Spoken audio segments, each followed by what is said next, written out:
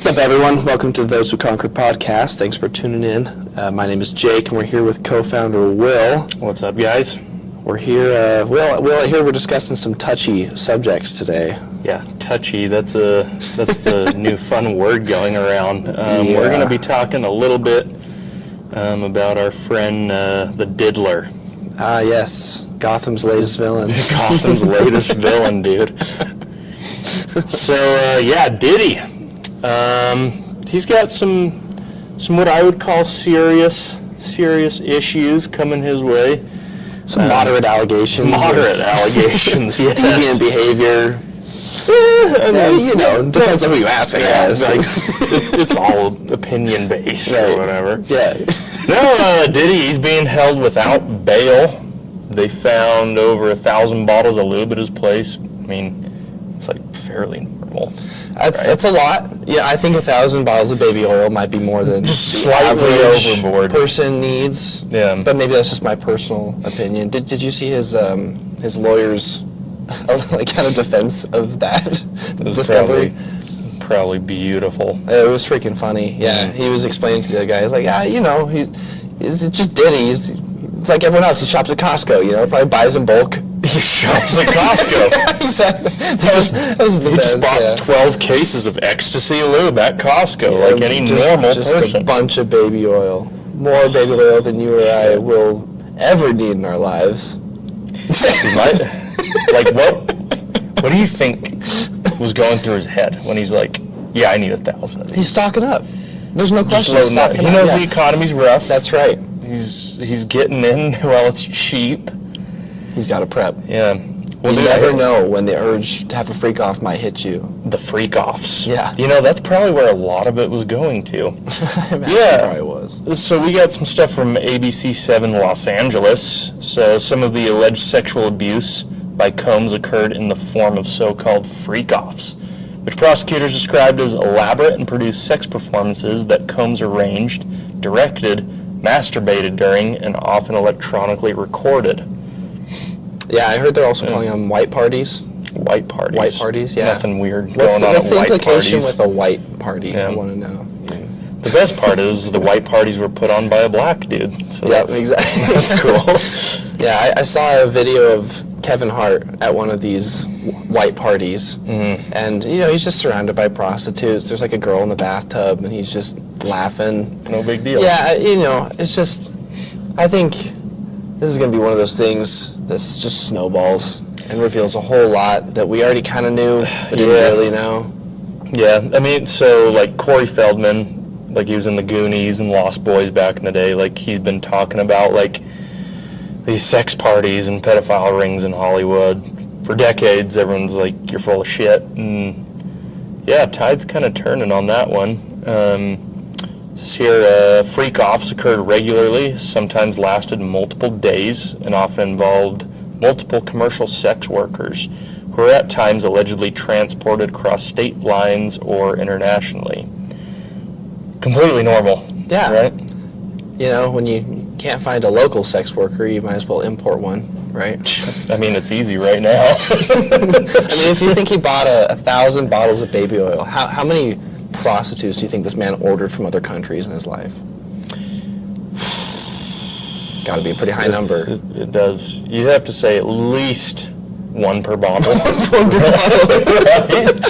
At least one per bottle of baby oil. No question. That's how he's figured out. He's doing the math on that. That's right. Just got to be well stocked and prepared. Drugs like ketamine being used, speculated. Well, I mean, okay. Speculated. Sure, but there's no way. It's just a party of... There's no way that these weren't the most drug-fueled, wild parties ever thrown. Oh, yeah, dude.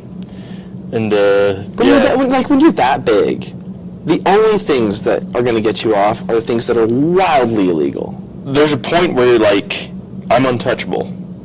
I already have a lineup of Lambos and yachts and crap, mansions, like...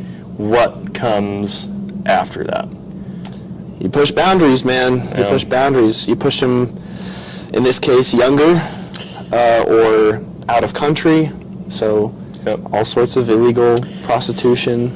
Yeah, I'd say Diddy pushed some boundaries here. He definitely did, no question. And drugs is nothing new. Like, we know about the drugs. We know about the sex parties. You just hope, in the back of your mind, that doesn't affect minors. And look at the culture of, like, rap music and, like, new age pop and stuff, like Jay-Z, Beyonce, who are also there. That's cool. Like, in the shit that it promotes, it's all around, like, drugs, hoes, and partying and stuff. Yeah. Funny, that's all they were doing. It does get to a point where when you can get all the normal things, right, and that's no longer an obstacle for you. Yeah, it gets boring. It gets boring. Well, and you have not infinite, but near infinite resources, certainly more than most people would ever need in their entire lifetime, to throw at getting whatever cheap thrill you want, and then using money to cover it up and making sure nobody ousts you, right? Like, how long has he been doing this? I mean, we got allegations going all the way back to 1991. Yeah. So, I mean, we're over pervert for 30 years. 33 active years minimum. Yep. And this is the first time it's coming out. Yeah. And you think Diddy's, like, the only one. Like, he's not the only one. Like, nah, I don't think anyone thinks he's the only one. I think he's just the one who's getting caught right now, you know? Right now. And this is a pedophile ring that's so specific to Hollywood, like the music industry. But before him, it was Epstein, which was much more... It was in the realms of, like, more political. Yeah, and financial prowess. Yep. Sort of the other coast, if you will, right? Like, you know, you had guys like Bill Gates and Stephen Hawking. Clinton, Stephen Hawking. Yeah, that's the 4x4 predator. The 4x4 predator. You really think that show's 4x4? I don't know. I think you're just blowing over deer on the highway. Yeah, I'm just quoting. Oh, please touch me again. Oh, dude. Yeah, good old Stephen. Yeah. But when these things come out, as they do, you just hope that thread keeps pulling. You know, you hope that the snag just starts to unravel and everyone gets revealed. Look at the massive list of names that's come out through Epstein's stuff. Oh, dude. Well, and look what happened to Epstein. Yeah. It's like, he beat the shit out of himself, and then he hung himself with a sheet. It's like, Allegedly. Sure. Allegedly. If we can get even a fraction of celebrities pinned with this new Diddy case, it would be a massive win. I mean, I don't think there's much escape from this now, especially this being kind of the second issue like this with Epstein a couple of years ago, and now this. There was Harvey Weinstein not that long ago. Yeah, also, Harvey Weinstein. You know, a whole bunch of, like, these are not new things to come out. No, it's very much revealing itself as kind of the deep, dark underbelly culture of Hollywood and the music industry. But I did kind of want to get into, like, some specifics.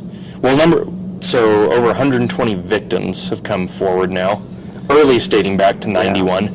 25, or just over 25 of those, were minors at the time of the occurrence. The youngest was 9 years old at the time of occurrence. So this isn't like he's having, like, teenage girls or whatever. Like, it's actually been a lot of, like, young boys, which is interesting, and which leads right into the connection with Justin Bieber. Yeah. Speaking of, so there's a video that surfaced. Speculation. Right. Justin Bieber having oral sex with Odell Beckham at one of Diddy's parties. So it's like cameras going everywhere. It's like on someone's phone. We already knew Odell was a perv. That's and I mean, you just see poop fetish. Yeah, that's a real thing. So I mean, for him getting blown by Justin Bieber, that's like kind of a step down from the poop fetish. Yeah, is it? I don't know. It's disgusting, dude. It's really disgusting. Anyways, you see Odell there, they're partying, and then Justin Bieber's in a hoodie. He's got his head down by his crotch. It's like, let's put two and two together. Yeah, I think it was Usher who was talking about how Diddy had taken him when he was younger to a camp, right? I don't remember exactly what he called it. I'm trying to remember. But it was like Puffy's Fun Camp or something stupid like that. Ugh. And he was talking about his experience, and some interviewer was like, "Would you ever let your kids go to Puffy's Fun Camp or whatever?" And Usher was like, "Oh, hell no." No. Right? Like, just absolutely not. So, okay. That sounds creepy. It's disgusting. Well, and that's exactly the kind of thing he was doing with Justin Bieber. You've seen that video where he's talking to Justin, or I guess he and Justin are talking to a camera. Yeah. And Diddy was saying, like, yeah, I basically got custody of Justin for like 48 hours. Yeah, for like 48 hours. 14 or whatever. We're gonna do all sorts of crazy stuff. Justin's just like, he's just uncomfortable as crap, dude. Well, the other one too of it was a couple years after that. He's like, they're talking to a camera, and he's like, man, you don't like talk to me like you did before. And Justin's, you can tell he's uncomfortable as hell. Yep. And he's like, I mean, you don't have like my number. Do you want my number? And it's like another one. Justin, as an adult now, meeting Diddy, and Diddy's like feeling if he's like wearing a wire or something, and it's weird. It's beyond weird. It's just once you have the connection in place, it's so easy to draw the conclusion, and you just gotta feel bad for Bieber.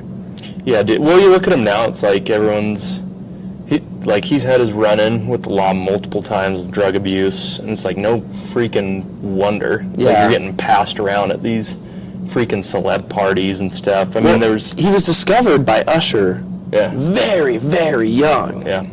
And then since that moment, he was basically just passed around Hollywood as like this little child trophy for years and years. And only now is he probably starting to realize just how like deeply wrong and bizarre it all was. I mean, as a kid, you have a gut feeling that something's wrong. Yep. But what are you going to do about it? And you don't really know because you have this inherent trust of adults who are telling you that what is going on is normal and you're just being a baby or whatever. Yeah. And you know, it's so manipulative. You know his dad's a jackass too. Like, and now like he's going religious. Yep. Like his new music coming out, deeply religious. And it's like he knows.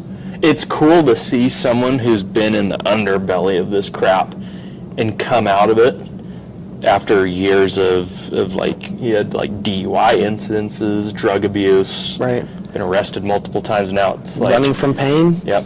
Yeah. He's finding God. He's focusing on his wife and baby, and it's like, that's cool to see. It is cool. That leaves me with some hope. And you kind of see similar things with like Miley Cyrus and Shia LaBeouf, like kind of these younger stars that just blew up. Yeah. Back in the day. Yeah, a lot of those young child stars really have a tough time growing up, and it's often pinned on the fact that they get fame so young, which may be true. That may be a part of it. In fact, it certainly is. But also, you rarely stop and think about how those child actors and actresses are treated in Hollywood. You know, and from such a deviant crowd, it's not hard to make the leap to imagine that they're being sexualized by their co-stars, by people who believe they're untouchable. Yep. They find themselves in probably some pretty crazy situations. Yeah, dude, and this is just the tip of the iceberg. Like, who knows what other crap is going on? Well, there's still enough money in it. Yeah. There's still enough people paying hush money to keep things down. Like, you don't think that any one of these stars is going to come out and start saying something? No, My money is, they're probably not. They're all keeping their heads down. Oh, yeah, dude, because they know they're all implicated. They're screwed, man. Every single one of them. And I think people are getting really sick of this type of stuff. Yeah. And they're like, we're not going to let this one go. Right. Like we did Epstein. We let that one go. I just don't I don't know if we've let that one go fully, but we've certainly not given it the scrutiny it deserves. No. Well, with the people that the media wants to scrub it away. Yeah. Oh, absolutely. Yeah. And I think there's going to be some similar things happening with this. The cool thing now is there's so many independent journalists and alternative medias to what's mainstream. They can't hide these things anymore. Not forever. No. And I mean, with the hush money, you know, we have like speculation, not, I say speculation because that's what everyone's saying, like he was documenting all of this stuff to use as blackmail and to protect himself. And so a lot of people are saying when Homeland Security raided his home, they were there deleting everything he had recorded in order to protect all these other people involved. Because obviously, once he's done, like, what does he have to lose at that point? Right. I kind of heard the inverse, which is that he got tipped off that he was going to be raided, and so he himself scrubbed all of his properties, and he disappeared. He wasn't there. They raided all of his properties in quick succession, and he wasn't at any of them. Like he'd gotten a tip, and he scrammed. Yeah. You know, so someone let him know it was happening. Someone in power probably let him know they were coming, and he had enough time to get rid of probably a healthy amount of evidence. Yeah. Scrub things clean. Yeah. It's dude, it's crazy. And to see some of the names, like I know Leonardo DiCaprio was one. Yep. Obviously, we have like Usher in there, Jay-Z, Beyonce, Odell Beckham, another one, Kevin Hart, like big names. And it leads us back to that whole expansion of wealth and power and influence. Like, at what point do you get to a point where it's like, none of this is doing it for me? The Lambos aren't doing it for me. The models I can get at a moment's notice aren't doing it for me. Like, to specifically take it to like trafficking of minors and like playing these games with them, like what they did with Justin Bieber, yeah, dude, it's frightening. It is frightening, and it's a slippery slope. It makes me wonder, you know, think about just like your neighborhood. Yeah. How many people do you think in your neighborhood, if they had unlimited money and power, would end up doing the exact same things? Yeah, dude. Well, I mean, just look at your local sex offender list. Right. And the reason those people aren't a bigger threat, I mean, obviously they're a threat, but the reason they're not a bigger threat is because they have limited resources. Yeah. You get someone who's that perverted, that demented, and has that much power, the scope of what they can pull off is insane. Yeah.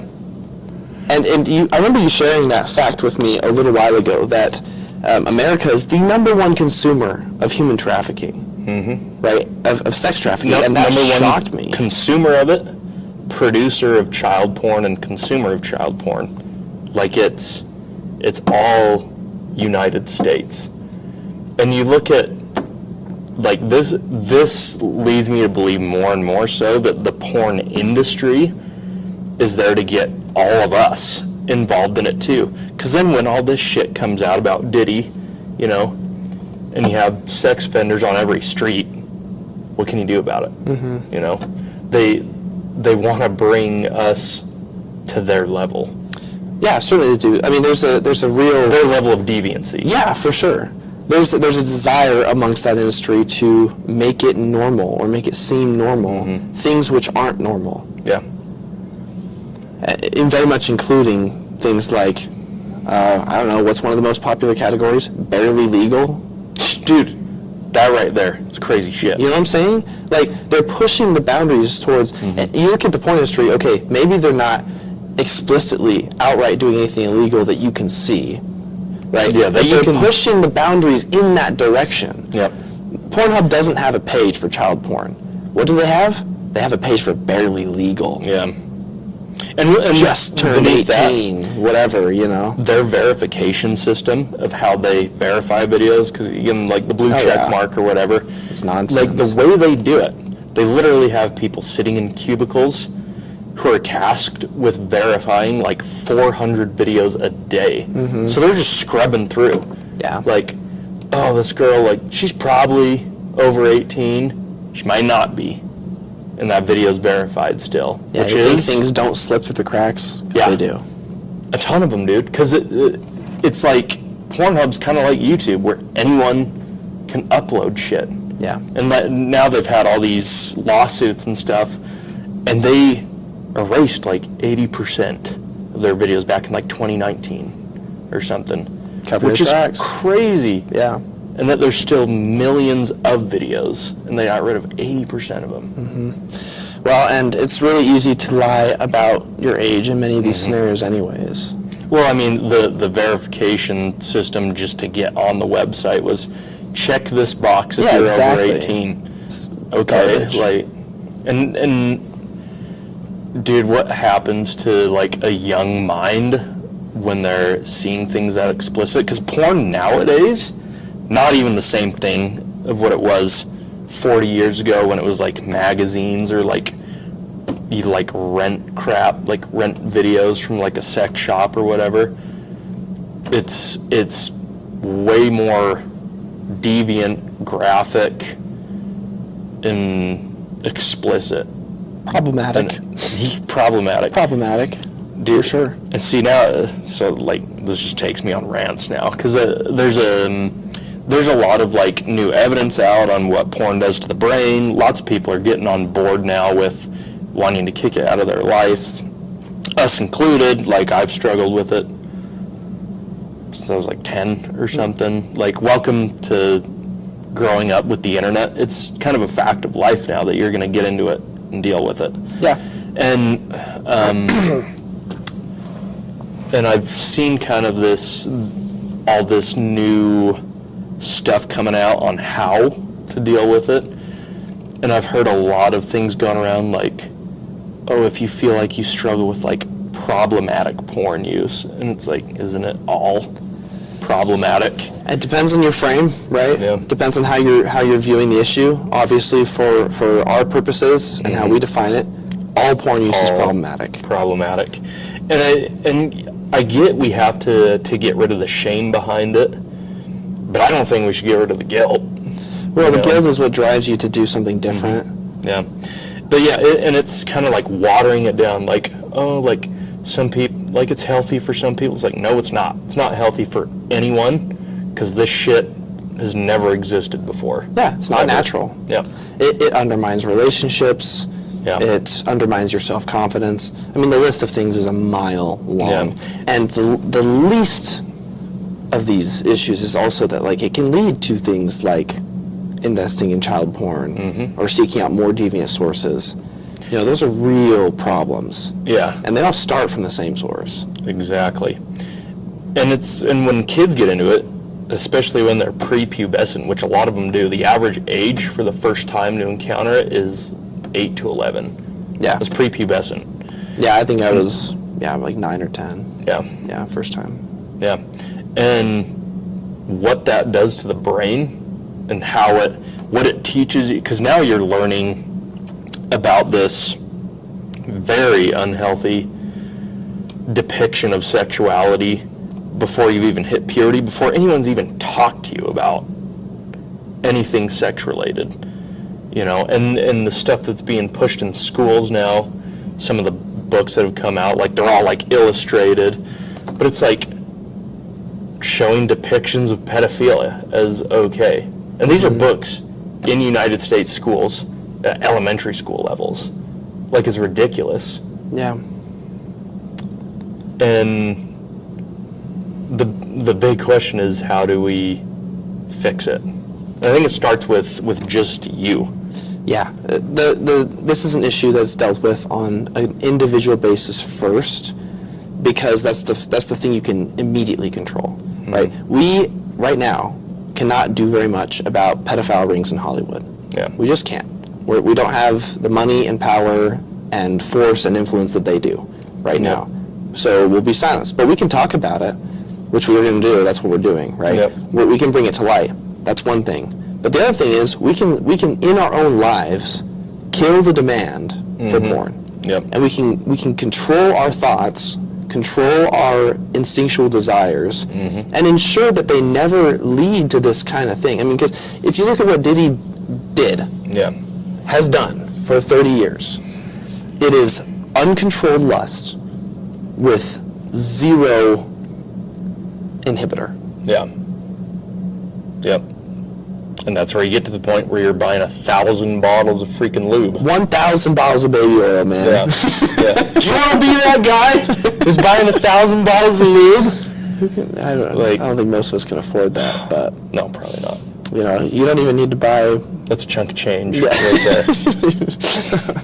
That's a fair amount. You need a fair amount of money to buy 1,000 bottles of baby oil. Yeah. But no, I mean, and even on social media, like, there's kind of been like a trend of like predator catching. Private citizens go and make fake decoy accounts on, like, whether it be like dating apps or social media or whatever, and they're luring people to. It's always in freaking Walmart. Yeah. I don't know why. It's always Walmart that they lure them to. It's a little bit borderline. It's like, should you do it? I don't know, but it is very revealing of the world that we live in. Yeah, it's scraping the lines of vigilantism for sure, and at the same time, it's expanding our awareness. Like, holy crap! Like, these are the people who aren't even being caught. Right. Well, and okay, maybe we can look at that and be like, it's got some questionable morality, sure. Yeah. But at least my trust in them is that they are trying to do the right thing for the right reason. Yep. And look at the flip side of what social media has to offer. Speaking of, the normalization of pedophilia. Mm-hmm. Look at TikTok. Look at Instagram Reels. Yep. There's a massive percentage. I don't know the exact number, but there's a massive percentage of young girls on there who are shaking their butts, dancing, doing the TikTok dances, 15 to 18, and this has just become socially normal. Look at the way that high schoolers are dressing these days. Yeah. They're dressing like they're 20. Yep. They're dressing like they're 25. They're dressing for sexual attention. It's not that big of a leap, right? To see how someone who believes that all those things are normal, a 15-year-old girl could start trying to make an OnlyFans. Well, and I heard somewhere, so like the projected age that someone lost their virginity like 20 years ago was like, it was like 18, 19 or something. Now it's like 13 or 14. Yeah. So it shows the youth are being sexualized. Yeah, well, they're being fed sexual content from so young.